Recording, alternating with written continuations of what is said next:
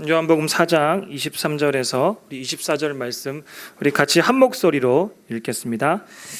아버지께 참되게 예배하는 자들은 영과 진리로 예배할 때가 오나니 곧 이때라. 아버지께서는 자기에게 이렇게 예배하는 자들을 찾으시느니라.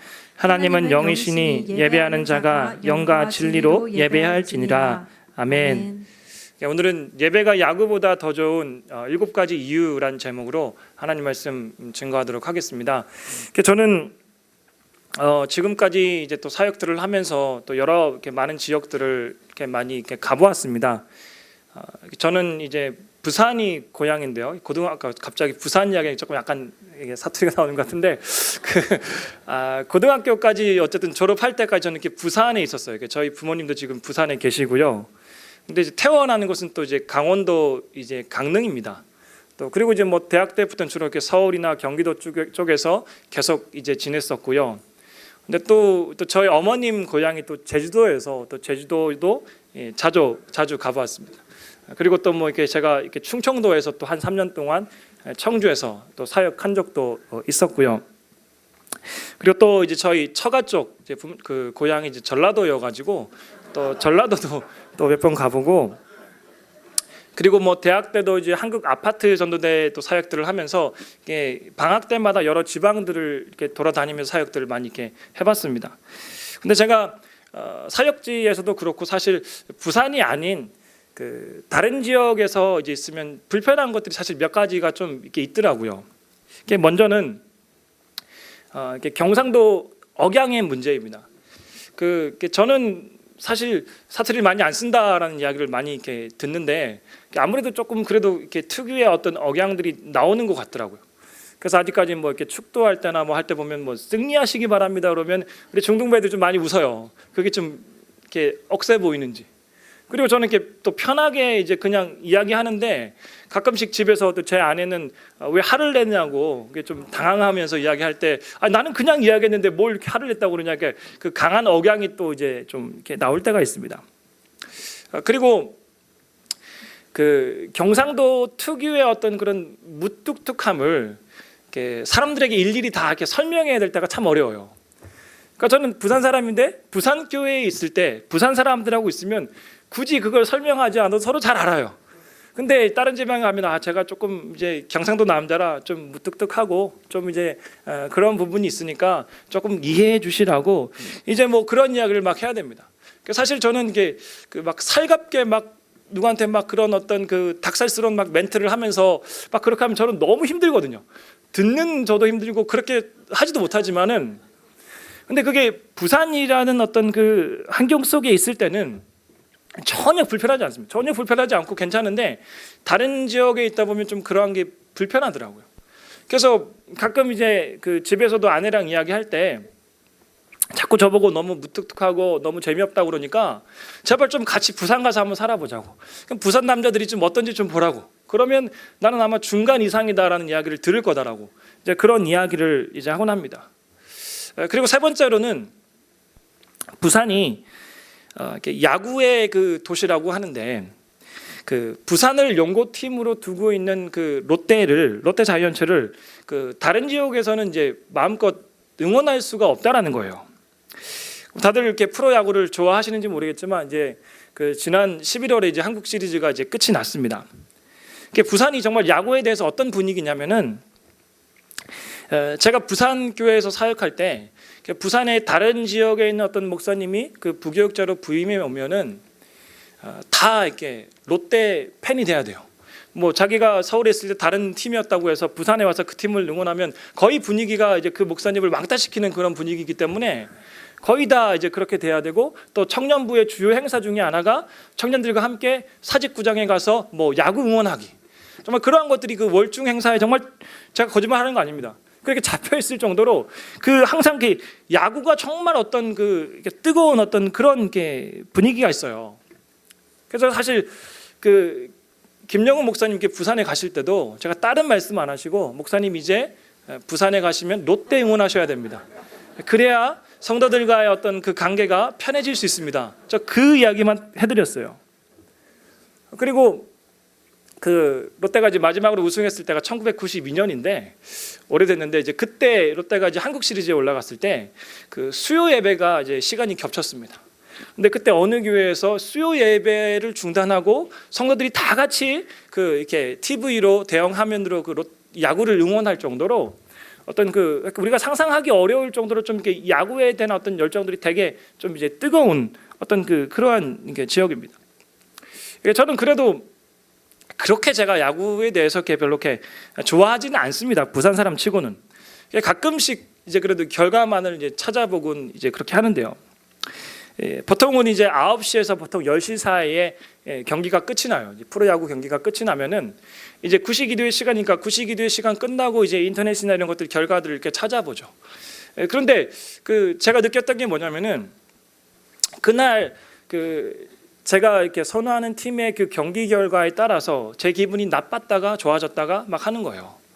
아니 분명히 교회에 와서 1시간 동안 구시기도에 열심히 기도하고 그리고 나서 이제 결과를 보는데 그 프로야구의 경기의 결과에 따라서 제 마음이 왔다 갔다 하는 그러한 것들을 이렇게 보게 되었어요. 그러다가 올해 같은 경우는 한창 이제 제가 응원했던 그 롯데가 그 4위를 하다가 나중에 한 7연패를 하면서 막 7위가 됐습니다. 그러면서 제 마음 가운데 이제 그 완전히 마음 가운데 내려놓게 됐죠. 마음이 이렇게 편해지면서 이제 내가 신경을 안 쓰겠다라고 해서 완전히 그렇게 됐는데 어쨌든 그러한 그 가정 속에서 내가 정말 어쩌면 하나님보다 더 야구에 대해서 더 많이 신경 쓰고 그렇게 할 때는 없는지 어떤 그런 부분들에 대한 마음들을 깨닫고 사실 야구에 대한 은혜들을 좀 이렇게 받았습니다. 그래서 오늘 이렇게 예배가 야구보다 더 좋은 그 7가지 이유라는 제목으로 몇 가지를 같이 우리 나누어 보려고 합니다. 첫 번째로는 야구 경기엔 반드시 편 가르기가 있지만 예배는 우리 모두가 하나가 될 수 있는 시간입니다. 야구 경기는 반드시 이기는 사람이 있으면 지는 사람이 있어요. 승리하는 사람이 있으면 반드시 패배자가 있을 수밖에 없어요. 항상 야구는 웃는 사람이 있으면 우는 사람도 있습니다. 야구 경기장에 가보면 1루는 뭐 홈팀이 앉고 또 3루는 이게 원정팀이 앉아가지고 어쩔 때 보면 서로 이렇게 싸우기도 많이 싸우고 이제 막 그런 모습들을 봐요. 저도 중고등부 아이들하고 이번에 몇 번 잠실 야구장에 같이 간 적이 있었는데 다들 응원하는 팀이 다른 거예요. 저도 응원하는 팀이 다 다르니까 막 서로 이렇게 마음이 안 맞더라고요. 좀 이렇게 마음이 이렇게 불편했는데 우리 교회 교육자들도 서로 응원하는 팀들이 다 달라요. 그래서 가능하면 이제 교육자실 야구 이야기 잘 안 꺼냅니다. 서로 다 다르니까. 하지만 예배는 우리 모두가 한 마음으로 모여서 기뻐하고 감사할 수 있는 그러한 축제의 시간이 될 수 있다는 거예요.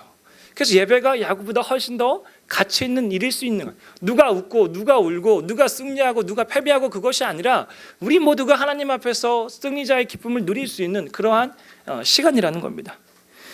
그리고 두 번째로는 야구를 하기 위해서는 반드시 팀당 이렇게 최소 9명의 선수가 필요합니다. 투수부터 해서 포수, 1루수, 2루수, 3루수 9명의 선수가 필요해요. 근데 예배는 두 사람이 모여도 예배를 드릴 수가 있죠.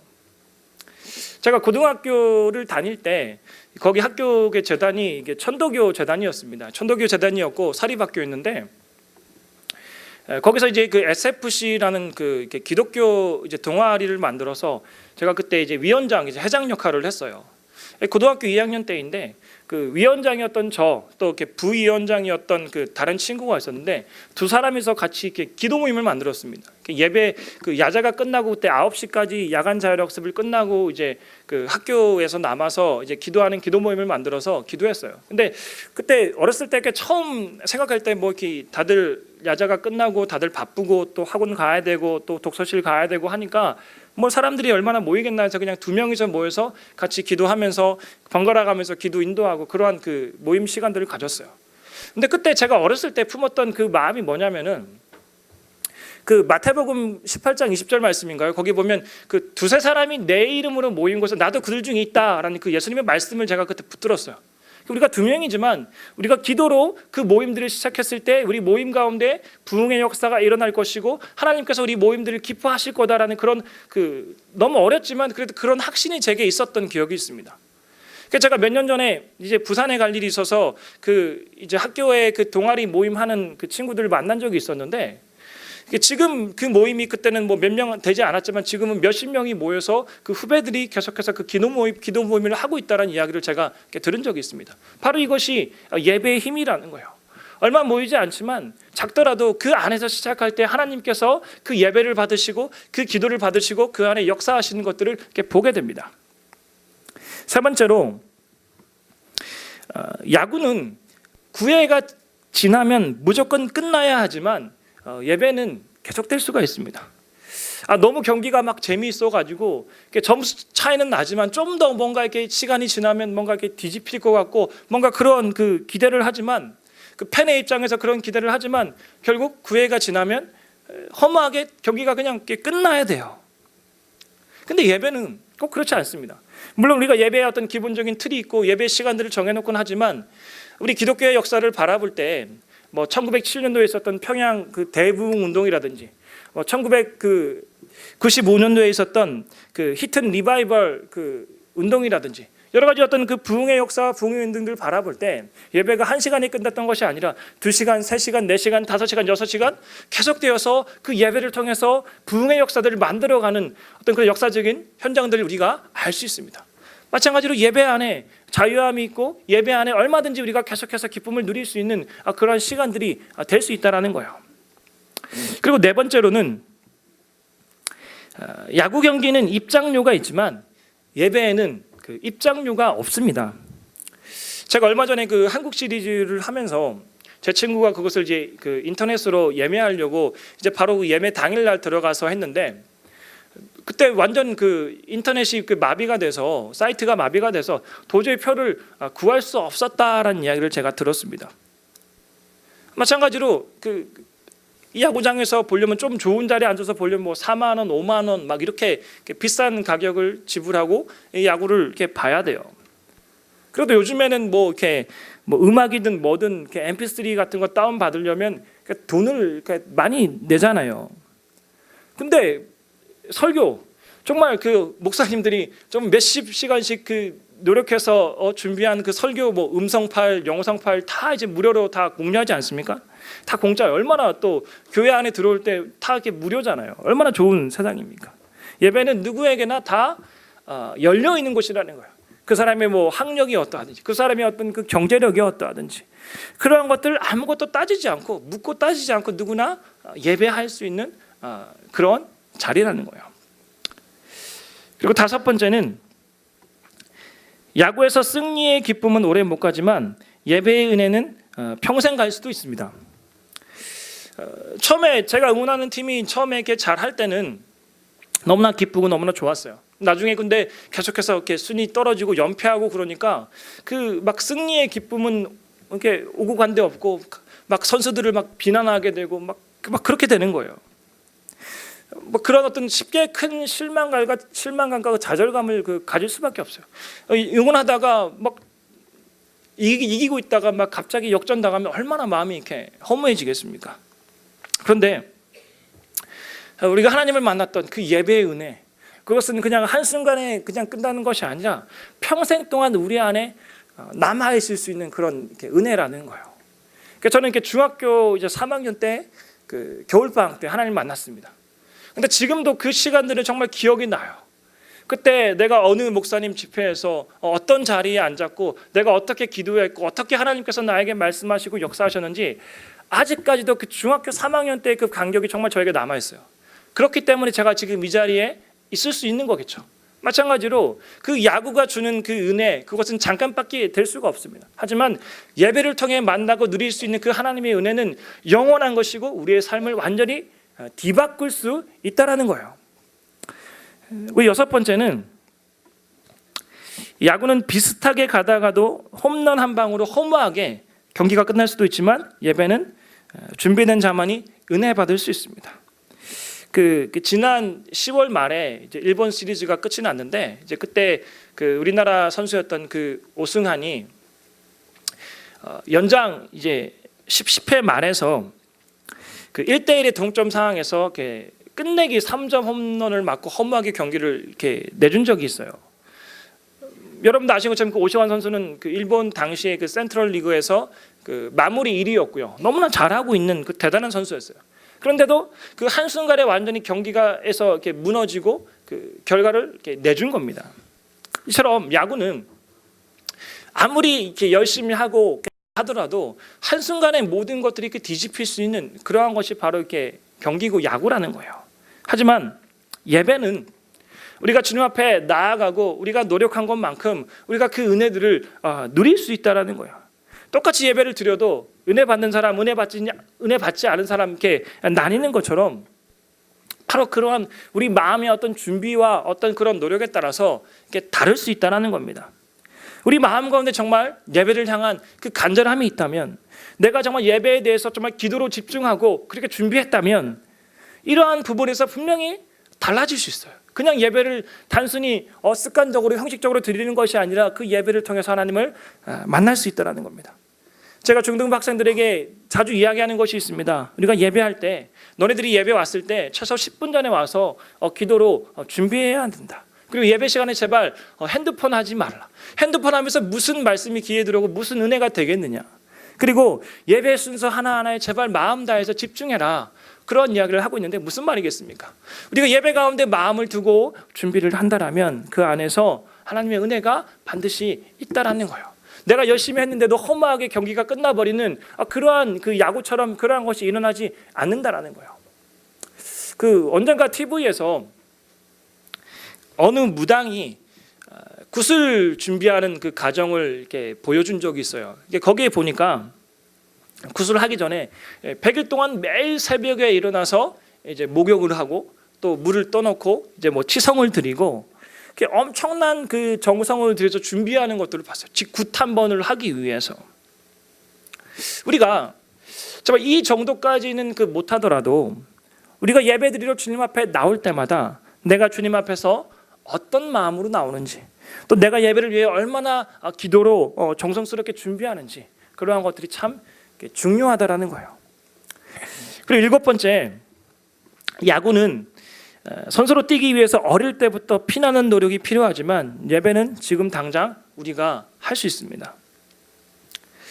그 제가 초등학교 나왔던 초등학교가 이제 수영 초등학교라는 학교예요. 부산에 이제 수영이 있는데 물론 그때는 국민학교였죠. 이제 그런데 그 학교가 야구로 되게 명문 학교예요. 제가 있을 때 이제 전국 대회에서 막 우승하기도 하고요. 저희 그 초등학교 나왔던 그 후배들 중에서 뭐 이대호 선수, 지금 연봉 50억을 받고 있는 이대호 선수도 우리 초등학교 출신이고, 또 그 미국 메이저리그에서 활약하고 있는 그 추신수 선수도 지금 연봉 한 100억 받죠. 그 친구도 이제 저희 초등학교 후배예요. 물론 저랑 개인적으로 친분은 없습니다. 그리고 이제 그 뭐 제 친구 중에서 야구했던 친구들이 있어요. 그 초등학교 때 동창들 중에서. 근데 그 친구들 중에서 물론 그 야구로 잘한 친구들도 있겠지만은 많은 또 친구들이 야구를 중간에 그만두는 것도 제가 봤어요. 그만큼 이렇게 야구가 힘들다는 거죠. 어렸을 때부터 준비를 해도 이렇게 나중에 언젠가 벽에 부딪혀서 힘들고 또 포기할 수밖에 없다라는 거죠. 그런데 예배는 어떤 그 자격 기준이 있어서 모태 신앙이어야 된다. 뭐 성경 10독한 이상의 사람들만 예배 드릴 수 있다. 그러한 게 아닙니다. 내가 지금 늦게 예수님을 만났어도, 예수님을 믿었어도 내 마음 가운데 주님을 향한 갈망이 있다면 하나님 앞에 나올 수 있다라는 거예요. 예배를 통해서 주님을 만날 수 있다라는 거예요. 바로 그것이 주님의 은혜이고 주님의 능력이라고 할 수 있습니다. 오늘 본문 말씀 속에서 이 사마리아 여인의 상황은, 사마리아인들은 그 순수한 유대인의 혈통이 아닙니다. 이제 그들은 그 아시리아의 혼혈 정책으로 인해서 그 아시리아 사람들과 유대인들과의 어떤 그 혼혈이에요. 그래서 유대인들이 그들을, 사마리아인들을 볼 때 자신의 어떤 그 동족으로 여기는 것이 아니라 아주 이방인보다 더 못한 어떤 그러한 사람으로 이렇게 취급들을 합니다. 그리고 오늘 말씀 속에 그 여인은 어떠한 이유인지 모르지만 남편이 5이나 있었다라고 합니다. 그래서 더더욱 많은 사람들의 어떤 손가락질을 받고 있는 그런 상황이었기 때문에 사람들의 눈을 피해서 사람들이 잘 다니지 않는 가장 햇볕이 뜨거운 정말 그 정오 낮 12시에 그때 물을 떠러 나왔다라는 거예요. 그러니까 너무나 지금 그 여인은 힘들고 어려운 상황 가운데 나왔다라는 거예요. 이 사마리아 여자와 예수님의 그 처음 대화들을 보면은 사마리아 여인은 예수님에 대해서 그냥 이렇게 반신반의한 그런 마음들 그냥 갖고 있어요. 근데 예수님이 어떤 이야기를 하시냐면 오늘 본 말씀이 그 18절 말씀을 보면은 너에게 남편 5이 있었고 지금 있는 자도 내 남편이 아니니 내 말이 참되도다라고 이야기합니다. 여기에서 그 사마리아 여인의 마음이 열립니다. 그리고 나서 이 여인이 예수님께 질문을 하죠. 이야기를 꺼냅니다. 19절 20절 말씀을 보면은 여자가 이르되 주여 내가 보니 선지자로소이다 라고 고백하죠. 우리 조상들은 이 산에서 예배하였는데 당신들의 말은 예배할 곳이 예루살렘에 있다 하더이다. 무슨 말입니까? 이 사마리아인들은 지금 그림심산에서 사마리아인들의 성전을 건축하고 예배를 하고 있었어요. 이 유대인들은 예루살렘에서 예배를 하고 있었죠. 그러니까 어느 장소에서 예배를 드려야 되냐 이런 질문들을 하는 거예요. 사마리아 여인의 마음 가운데 내가 예배에 대한 마음들을 갖고 예배를 드려야 한다는 그런 마음이 있었는데 예배 장소에 대한 어떤 문제 제기를 예수님께 했던 겁니다. 근데 예수님께서 이렇게 말씀하시죠. 21절 말씀에 보면 예수께서 이르시되 여자여 내 말을 믿으라. 이 산에서도 말고 예루살렘에서도 말고 너희가 아버지께 예배할 때가 이르리라 라고 이야기합니다. 어떤 이야기입니까? 하나님은 예배 장소가 중요한 게 아니라 전심으로 자기에게 예배할 자를 찾으신다라는 그런 이야기를 하고 계신 거예요. 그리고 23절 말씀에 보면은 아버지께 참되게 예배하는 자들은 영과 진리로 예배할 때가 오나니 곧 이때라. 아버지께서는 자기에게 이렇게 예배하는 자들을 찾으시니라 라고 이야기하죠. 23절 말씀에서 예배할 때가 오는데 곧 이때라고 이야기하는 것은 바로 지금 현재를 더욱 강조하고 있는 거예요. 우리가 나중에 예배하겠습니다. 지금 나의 문제가 해결된 다음에 예배하겠습니다. 그것이 아니라 내가 시간이 많고 모든 문제들이 해결됐을 때 예배한다는 것이 아니라 바로 지금 이때 하나님을 예배해야 한다는 거예요. 하나님은 지금 우리의 시간 속에서 매일매일 예배를 받기를 원하신다라는 거예요. 하나님은 그러한 예배자들을 우리에게 찾고 계신다라는 겁니다. 사마리아 여인의 삶은 너무나 고단하고 힘들었습니다. 사람들로부터 그 사마리아인이라는 이유만으로 이렇게 손가락질을 당해야만 했고 또 그 여인은 어떠한 이유였는지 남편이 이렇게 5이나 있었기에 더더욱 사람들로부터 무시당하고 또 여인으로서 여러 가지 많이 힘들고 어려운 그 짐들을 가지고 살아야만 했던 거예요. 그 뜨거운 땡볕이 내리쬐는 그 사막에서 아무도 다니지 않는 가장 뜨거운 햇볕이 뜨거운 그 시간에 바로 물을 길러 와야만 했을 정도로 어떻게 보면 정말 비참하고 힘들고 어려운 그런 시간들을 보내고 있었다라는 거예요. 근데 그때 바로 예수님을 만나게 된 겁니다. 14절 15절에 이렇게 이야기합니다. 내가 주는 물을 마시는 자는 영원히 목마르지 아니하리니 내가 주는 물은 그 속에서 영생하도록 솟아나는 샘물이 되리라. 여자가 이르되 주여 그런 물을 내게 주사 목마르지도 않고 또 여기 물 기르러 오지도 않게 하옵소서. 이 사마리아 여인의 마음 가운데 어떤 그런 갈급한 마음들이 느껴지죠. 그리고 사람들과 만나기조차 꺼려했던 이 사마리아 여인이 예수님과의 대화를 통해서 나중에 완전히 바뀌는 것을 보게 됩니다. 28절 29절 말씀이 이렇게 이야기합니다. 여자가 물동이를 버려두고 동네로 들어가서 사람들에게 이르되 내가 행한 모든 일을 내게 말한 사람을 와서 보라. 이는 그리스도가 아니냐 하니라고 이야기합니다. 이 여인은 물을 뜨기 위해 그 장소로 왔는데 정말 힘들고 어려운 상황 가운데 그 장소로 왔는데 가장 중요한 물동이를 버려두고 갔다는 거예요. 왜? 나에게 이 물동이보다 더 중요한 일이 생겼다. 더 중요한 일이 생겼다라는 거예요.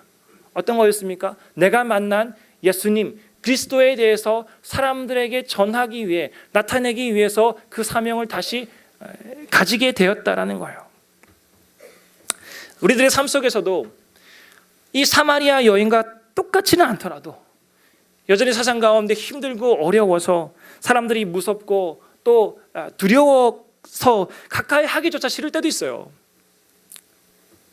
사마리아 여인이 그 아무런 소망이 없고 힘들 때 예수님을 만나 주님을 그리스도라고 고백할 수 있었던 것처럼 우리도 주님 앞에서 그렇게 고백하며 그렇게 예배할 수 있었으면 좋겠습니다.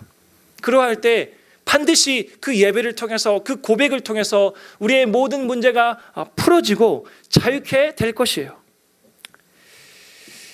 예배학자들이 예배에 대해서 정의할 때 이러한 이야기를 많이 합니다. 예배란 하나님께 드리는 것이다. 우리가 무엇인가를 받기 위한 것이 아니라 드리기 위해 모이는 것이다. 그는 우리의 예배를 통해 유익을 얻으신다. 우리가 그 유익을 가지는 것이 아니다. 다시 말해서 예배란 사람을 위한 것이 아니고 오직 하나님을 위한 것이다. 우리가 예배를 보는 게 아니라 우리가 우리의 영광을 위한 것이 아니라 1차적으로 하나님께 우리의 마음을 드리는 것이고 하나님께 우리의 모든 영광을 드리는 것이 예배다라고 이야기를 하죠. 우리가 찬양할 때 하나님께 두 손 높이 올려드리면서 하나님, 저 하나님께 모든 것들을 항복합니다. 저를 받아주시고 모든 영광을 받아주시옵소서라고 이런 고백이 바로 예배 가운데 있어야 한다는 거예요. 그리고 하나님과 그의 백성들과의 만남이다라고 이야기합니다. 또 예배란 그분이 누구인가를 선포하는 것이다 라고 이야기해요. 그분의 속성과 성품을 선포하고 영광의 찬양을 그에게 돌리는 것이다 라고 이야기합니다. 그리고 사랑의 표현이다 라고 이야기하죠. 예배는 관계를 통한 사랑의 반응이다라는 거예요. 공통적으로 이야기하는 것은 예배는 우리가 누리는 것이 아니라 하나님께 드려지는 부분들에 더 이야기하고 있는 것입니다. 물론 예배에 대해서 또 정의할 때 하나님을 향한 해중의 봉사, 해중을 향한 하나님의 봉사라는 표현도 있어요. 그러니까 우리가 하나님께 영광을 돌리면 하나님께서도 우리의 마음들을 아시고 우리의 마음들을 만져주시고 우리에게 은혜 주시고 우리에게 능력 주신다라는 거예요. 근데 우리가 예배에 대해서 사실 잘 알지만 뭐 얼마나 잘 알겠습니까? 늘 하는 게 예배인데. 근데 예배를 이렇게 잘 드리는 게 참 이렇게 쉽지 않습니다. 저도 이렇게 신학교에서 THM 공부를 할 때 제 전공이 예배학이었습니다. 근데 예배학 공부를 하면서 뭐 초대교회 때부터 예배의 역사들을 지금까지 계속 이렇게 봐요. 근데 그렇게 한다고 해서 예배를 내가 더 잘 드릴 수 있는 건 이렇게 아니더라고요. 어떤 성도님들은 이렇게 잘 모르시는 분이 목사님 뭐 예배 잘 하시는데 무슨 예배학 공부를 따로 하시냐고 이렇게 하는데 다르더라고요.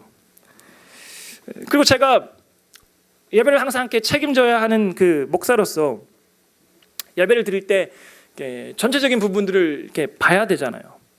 그래서 우리 부교역자들 같은 경우도 늘 뒤에 앉아서 예배의 전체적인 부분들을 이렇게 보는데 그러다 보면 사실 예배에 집중하기가 참 어려울 때가 있어요. 또 이렇게 안내를 하다 보면 이제 예배 중간에 들어와서 예배를 드리면 정말 예배에 더 집중하고 하나님을 더 이렇게 내가 먼저 은혜 받아야 되는데 그것이 참 어렵게 느껴질 때가 분명 있습니다. 그래서 예배를 더 잘 드리기 위해서 긴장하고 또 몸부림치고 더 이렇게 집중해야 될 수밖에 없습니다. 사실 제가 지난주에도 어떠한 일이 있었냐면 지난주 제가 토요일 날 중등부 이제 교사 MT를 다녀왔습니다. MT를 다녀오고 이제 교회에서 이제 사역 준비를 이제 계속 하다가 저녁 한 7시 40분 정도 되었는데 너무 몸이 좀 이렇게 피곤한 거예요. 그래서 집에 가서 좀 빨리 좀 쉬어야 되겠다 했는데 근데 이게 8시부터 이제 8시 기도회가 있잖아요. 근데 목사인 제가 또 8시 기도회 빠지고 집에 가면 안 되잖아요. 평소엔 잘 드리지만 어쨌든 그날은 너무 피곤하다는 핑계로 집에 좀 일찍 갔어요. 저녁 한 7시 40분 정도에 집으로 갔어요. 그리고 나서 집에 가서 한 씻고 이제 빨리 자야지 막 이렇게 준비를 하고 있는데 한 8시 40분 정도에 평소에 연락이 안 오던 어떤 성도님으로부터 전화가 오더라고요. 평소에 연락 안 하시는 분 전화가 오니까 제가 전화를 받았죠. 근데 그분이 어떤 걸 이야기하냐면 목사님 오늘 구시기도회 몇 시에 드려요? 묻는 거예요. 근데 토요일 날 8시부터 구시기도를 하잖아요. 근데 제가 지금 8시 40분에 전화를 받았다고요. 이상하잖아요. 그래서 8시부터 오늘 구시기도라고 이제 설명드리고 좀 부끄러웠죠. 전화를 끊었어요. 근데 정말 이상한 게 정확히 1분 있다가 또 다른 성도님이 전화가 왔어요. 이분은 저한테 한 번도 전화하신 분이 아니야. 근데 전화를 받았는데 목사님 오늘 구시기도회 몇 시에 똑같이 물어보는 거예요. 진짜요. 지난주 토요일 날. 근데 또 말씀드렸죠. 8시에 오늘 팔시기도 있는데 오늘은 늦었다고 했는데 전화 끊고 나니까 참 내가 팔시기를 안 드려서 그런가 오늘 왜 갑자기 이런 전화가 오지? 마음 가운데 그런 어떤 예배에 대한 그 부담감들을 제가 이렇게 생각해봤습니다. 그리고 제가 이제 군대에서 그 사단 군종병으로 제대를 했는데, 근데 그 전에는 사실 일반 이렇게 보병 생활을 했습니다. 이렇게 M60이라고 해서 기관총 사수 역할들을 하면서 그 일반 부대에서 생활들을 할 때 그 예배 드리러 교회 가는 게 참 쉽지 않습니다. 왜냐하면 이렇게 부대에서 이렇게 맡겨진 일들이 있기 때문에 다른 일들을 다 하고 가야 되는데 고참들이 이렇게 눈치를 주잖아요. 근데 뭐 저는 신학생이었으니까 사실 주일날 오전 예배도 드리고 싶고 주일 저녁 예배도 드리고 싶고 수요 예배, 금요 예배 다 드리고 싶은데 사실 예배에 대해서 늘 눈치를 보면서 막 힘들게 해야 되니까 참 많이 힘들었습니다. 그리고 제 마음 가운데 내가 군종병이 되어가지고 좀 예배를 좀 이렇게 마음껏 자유롭게 있게 드리고 싶다, 막 그런 소원함들이 있었어요. 계속해서 기도했죠. 군종병이 되었으면 좋겠다고 해서. 그래서 결국 이제 일병을 달고 한 몇 개월 있다가 사단 군종병이 되었어요. 그리고 나서 이제 예배를 드릴 수 있었죠, 자유롭게. 근데 처음에 너무 좋았어요. 예배도 드리고 뭐 새벽 예배도 하고 얼마든지 이제 그 교회가 이제 저희 집과 같은 역할들을 하는, 그렇게 됐으니까. 그리고 뭐 청소년부도 맡아서 이제 매주 아이들 말씀도 전하고 했는데, 근데 참 신기한 게 뭐냐면 한 4달 정도 지나고 나서 제 마음 가운데 어떤 마음이 들어왔냐면, 제가 예배를 드려야 되는 게 군대에서 제 보직이 되어버리니까 그 예배가 저에게 일처럼 느껴지고 그 예배가 저에게 습관처럼 느껴지고 형식처럼 이렇게 바뀌는 그런 것들이 보더라고요. 그때 예배 드려오는 그 병들이 많아요. 한 800명, 900명 정도 예배를 드렸는데, 근데 군종병은 또 저 혼자고 또 다른 군종들 이제 주일만 와서 봉사하는 군종들을 데리고 이제 일들을 다 해야 되는데 너무 그게 다 스트레스인 거예요. 정말 예배 좀 없었으면 좋겠다. 예배 좀 안 드렸으면 좋겠어. 막 주일날 막 한 3부 예배까지 하는데 그걸 다 이렇게 준비하고 하려고 하니까 정말 그 예배가 정말 안 드렸으면 좋겠다고 해서 사실 예배에 대한 어떤 그 열정, 마음들이 많이 이렇게 사라졌습니다. 그리고 나서 그 제대하고 나서도 그 예배에 회복될 때 좀 시간들이 이렇게 많이 이렇게 필요했습니다. 그 예배 회복이 필요하다는 것을 저도 사실 깨닫고 나서 이제 그때 막 기도하고 나름대로 어떤 그런 계기들이 있어서 그때 했었는데, 근데 그때 기도하는 가운데 하나님께서 저에게 주셨던 그 말씀이, 내가 너의 예배를 받기 원한다는 거예요. 네가 단순히 그냥 교회 안에 앉아 있는 그것이 아니라 정말 너의 마음을 내가 받기를 원한다. 너의 마음, 너의 고백, 너의 아픔, 너의 상처 나에게 가지고 와서 고백해라. 내가 너면 받아주겠다. 그런 마음들을 저에게 주시더라고요.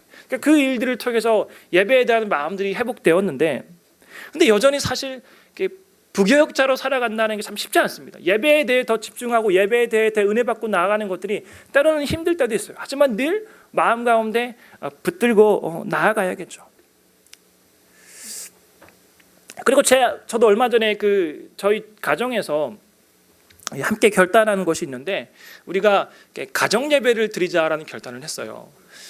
사실 뭐 교회에서 늘 우리 예배 드리는 게 일이지만 그래도 뭔가 가정에서 우리가 좀 예배 드리면서 뭔가 이렇게 영적인 부분들을 좀 세워 나가자라는 마음들을 가지고 이제 얼마 전부터 일주일에 우리가 2번을 목표로 이제 가정 예배를 이렇게 드리고, 사실 쉽지 않아요. 시간들이 참 이렇게 온 가족이 제가 집에서 모일 수 있는 시간들이 많지 않더라고요. 근데도 이렇게 일주일에 2번 목표를 가지고 이제 시작을 했어요. 근데 보면 일주일에 2번 안 되고 일주일에 딱 1번 정도 이제 되는 정도더라고요. 그리고 예배를 드릴 때 보면 2 아들 4살짜리 1살짜리가 있기 때문에 뭐 기도하다가 막 소리치는 일도 있고 뭐 이렇게 말씀 전하다가 소리치는 일도 있고 막 그것 때문에 많이 여러 가지 힘들지만 많지만 어쨌든 나름대로의 어떤 할 건 다 해요. 그리고 뭐 예배 후에 적용 찬양도 하고 같이 통성기도도 하고 또 축도로 또 마치고 이러면서 나름 이제 할 건 많이 하는데, 어쨌든 그러한 가정 안에서 또 예배를 드리면서 예배에 대한 회복들을 이렇게 만들어 가기 위해서 노력하고 있는데, 그러한 부분들도 참 우리에게 이렇게 중요한 부분인 것 같습니다. 지금 우리나라에는 6만 개 정도의 교회가 있다라고 이야기를 해요. 많죠. 뭐 지금 전국에 있는 슈퍼마켓의 9배라고 하네요. 9배나 많은, 슈퍼마켓의 9배나 많은 교회가 6만 개의 교회가 있다고 합니다. 한국에 정말 많은 교회들이 있습니다. 하지만 정말 그 안에서 정말 하나님의 마음에 합한 하나님 아버지의 마음을 시원케 해드릴 수 있는 그러한 예배자를 찾는 게 과연 쉬울까?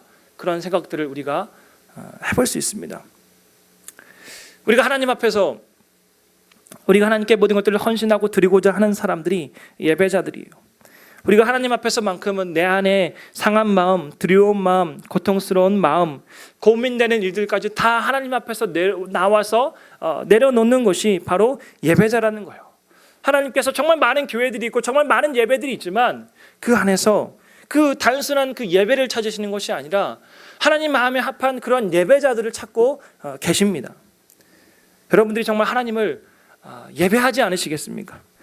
우리가 자리만 지키는 것이 아니라 정말 우리가 하나님 아버지의 마음을 느끼고 우리의 마음을 고백하며 하나님께 예배할 수 있었으면 좋겠습니다. 지금 우리들의 사상이 너무나 강팍하고 힘들죠. 어느 기사에 보니까 뭐 이렇게 아들이 아버지에 대한 그 앙심을 품고 그 집에 이렇게 불을 질러서 온 가족을 다 이렇게 살해한 그런 기사가 있더라고요. 또 전에는 뭐 성적에 대해서 어머니가 이제 스트레스를 준다고 또 어머니를 죽이고 몇 달 동안 집에 방치해둔 어떤 그런 사건도 있었잖아요. 얼마나 많은 그 강팍하고 너무나 힘들고 어려운 일들이 많은 세상 속에 우리가 살아가고 있습니까? 제가 얼마 전에도 그 신천역 앞을 지나가다가 이제 뭐 중학생들 보면 제가 중등부를 맡고 항상 이렇게 눈이 그쪽으로 가죠. 근데 중학생들 보면서 애들이 이렇게 제잘제잘 거리면서 이제 가고 있길래 참 이렇게 좋을 때다, 참 이쁘다 그런 생각들을 이렇게 속으로 하고 있었어요. 근데 어떤 이쁘장하게 생긴 어떤 그 여학생이 차마 입에 이렇게 담을 수 없는 그런 욕을 하더라고요.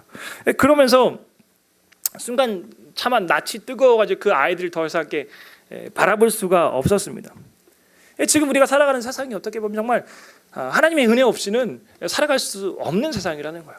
우리가 예배를 통해서 하나님을 만나고 하나님과 함께하지 않는다면 정말 어떻게 보면 그 온 정신으로 살아갈 수 없는 너무나 힘들고 너무나 강팍하고 너무나 완악한 세상들을 우리가 살아가고 있습니다. 지금 우리는 그 어떤 것보다 하나님 아버지의 마음을 알고 하나님을 예배해야 할 그러한 때입니다. 사랑하는 성도 여러분, 힘들고 어렵지만 때로는 예상치 못한 속에서 우리 마음들이 무너짐을 경험하기도 하고 그런 상황 속에 살아가고 있지만 우리의 마음을 하나님께 드리기 위해서 또 늘 우리와 함께 하시는 하나님 높여드리기 위해서 늘 예배할 수 있는 여러분들이 되었으면 좋겠습니다. 형식적인 예배가 아니라 늘 그래 왔기 때문에 습관의 예배가 아니라 정말 그 아버지의 마음을 알고 아버지의 마음을 우리가 시원케 해드릴 수 있는 그런 예배자의 삶을 살아갈 수 있는 여러분들이 되시길 우리 바랍니다. 우리 옆 사람들과 이렇게 인사하고 우리 마무리하도록 하겠습니다. 하나님은 예배하는 사람을 찾으십니다. 우리 이렇게 인사하겠습니다. 하나님은 예배하는 사람을 찾으십니다. 당신이 바로 그 예배자입니다. 우리 인사하겠습니다. 당신이 바로 그 예배자입니다. 우리 함께 찬양하고 우리 기도하겠습니다. 우리